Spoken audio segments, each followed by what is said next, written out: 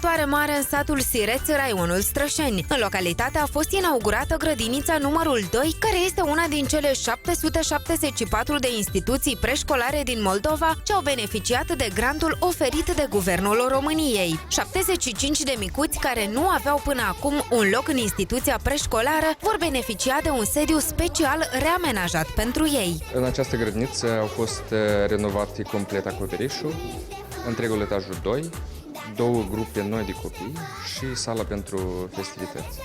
O investiție totală de 1.300.000 de lei.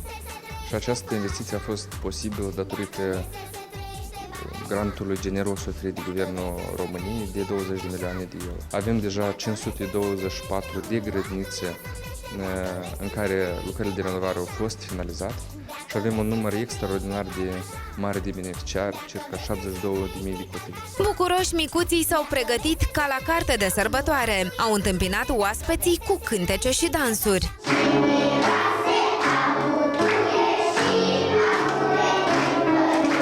Era o problemă în localitate, nu erau cuprinși toți copiii. Acum am cuprins în grădiniță toți copiii care sunt de vârsta care trebuie instituționalizați la grădiniță. Sătenii sunt mulțumiți, noi suntem și noi la fel mulțumiți. Acum grădinița dispune de 7 săli de grupe, dispunem de încălzire, de canalizare, de săli de baie. Noi suntem mulțumiți, cred că și cadrele didactice, și ne bucurăm că activăm în instituția dată. Mulțumiți sunt și părinții micuților.